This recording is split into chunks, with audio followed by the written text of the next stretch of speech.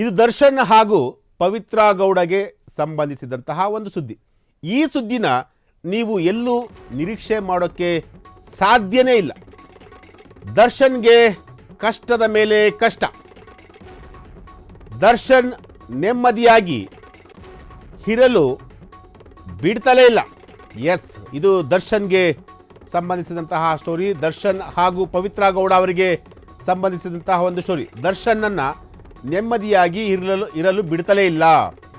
ದರ್ಶನ್ ಜೊತೆ ಇದ್ದವರೇ ಈಗ ರಿವರ್ಸ್ ಆಗಿದ್ದಾರೆ.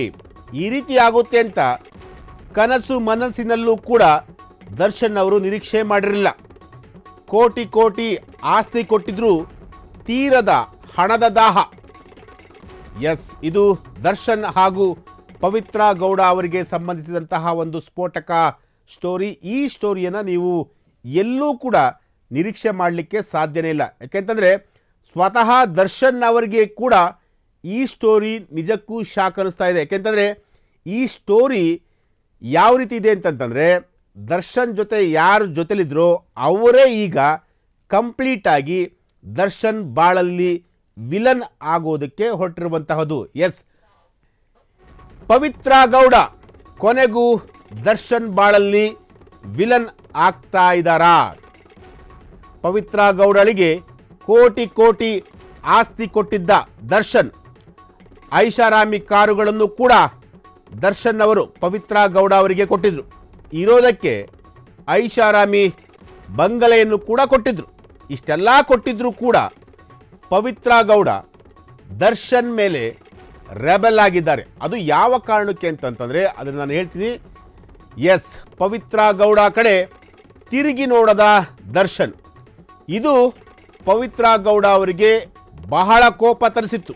ಇದೇ ಕಾರಣಕ್ಕೆ ದರ್ಶನ್ ವಿರುದ್ಧ ಈಗ ಪವಿತ್ರ ಗೌಡ ಅವರು ತಿರುಗಿ ಬಿದ್ದಿರುವಂತಹದ್ದು.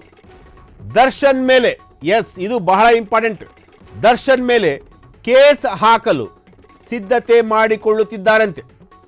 ಅದು ಯಾವ ಕಾರಣಕ್ಕೋಸ್ಕರ ಅಂದರೆ ಜೀವನಾಂಶ ಕೊಡಬೇಕು, ಹೀಗಂತ ಕೇಸ್ ಹಾಕಲು ಪವಿತ್ರ ಗೌಡ ಅವರು ನಿರ್ಧಾರ ಮಾಡಿದ್ದಾರಂತೆ. ಈ ರೀತಿಯಾದಂತಹ ಒಂದು ಸುದ್ದಿ ಸೋಷಿಯಲ್ ಮೀಡಿಯಾದಲ್ಲಿ ಈಗ ವೈರಲ್ ಆಗ್ತಿರುವಂಥದ್ದು. ಎಸ್, ಇದು ದರ್ಶನ್ ಹಾಗೂ ಪವಿತ್ರ ಗೌಡ ಅವರಿಗೆ ಸಂಬಂಧಿಸಿದಂತಹ ಒಂದು ಸ್ಫೋಟಕ ಸ್ಟೋರಿ.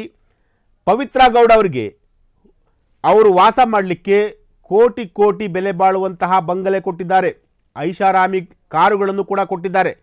ಇಷ್ಟೆಲ್ಲ ಕೊಟ್ಟಿದ್ರೂ ಕೂಡ ಪವಿತ್ರ ಗೌಡ ಈಗ ದರ್ಶನ್ ವಿರುದ್ಧವೇ ರಿವರ್ಸ್ ಆಗಲಿಕ್ಕೆ ಹೊರಟಿದ್ದಾರಂತೆ. ಅದು ಯಾವ ರೀತಿ ಅಂತಂದರೆ, ಇಷ್ಟು ದಿನಗಳ ಕಾಲ ನಾನು ನಿನ್ನ ಜೊತೆ ಇದ್ದೆ, ಸೊ ಹಾಗಾಗಿ ನೀನು ನನಗೆ ಜೀವನಾಂಶ ಕೊಡಬೇಕು. ಜೀವನಾಂಶ ಕೇಳೋದಕ್ಕೂ ಕೂಡ ಅದಕ್ಕೆ ಒಂದು ಅರ್ಥ ಇದೆ. ಅದು ಏನಪ್ಪ ಅಂತಂದರೆ, ಪವಿತ್ರ ಗೌಡ ಹಾಗೂ ದರ್ಶನ್ ಈ ರೇಣುಕಾಸ್ವಾಮಿಯವರ ಹತ್ಯೆ ಪ್ರಕರಣ ಆದ ನಂತರ ಒಂದಷ್ಟು ಡೆವಲಪ್ಮೆಂಟ್ಗಳಾಗ್ತಿದೆ. ಪವಿತ್ರ ಗೌಡ ದರ್ಶನ್ ಕೋರ್ಟ್ಗೆ ಹೋದರೂ ಕೂಡ ದರ್ಶನ್ ಪವಿತ್ರ ಗೌಡ ಅವ್ರನ್ನ ಕ್ಯಾರೆ ಅಂತ ಇಲ್ಲ, ಅವ್ರ ಕಡೆ ಮುಖ ಹಾಕಿ ಕೂಡ ನೋಡ್ತಿಲ್ಲ.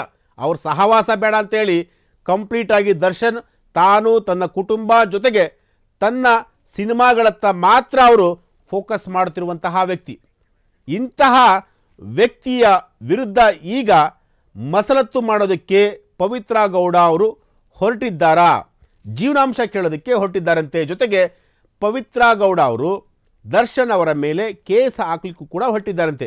ಈ ರೀತಿಯಾದಂತಹ ಒಂದು ಸುದ್ದಿ ಸೋಷಿಯಲ್ ಮೀಡಿಯಾದಲ್ಲಿ, ಅದರಲ್ಲೂ ಕೂಡ ಬೇರೆ ಬೇರೆ ವೆಬ್ಸೈಟ್ಗಳಲ್ಲಿ ಈ ರೀತಿಯಾದಂತಹ ಒಂದು ಸುದ್ದಿ ಹರಡ್ತಾ ಇದೆ. ಇದು ನಿಜನ ಸುಳ್ಳೋ ಅನ್ನೋದನ್ನು ಸ್ವತಃ ಪವಿತ್ರ ಗೌಡ ಅವರೇ ಇದಕ್ಕೆ ರಿಯಾಕ್ಟ್ ಮಾಡಬೇಕಾಗುತ್ತೆ.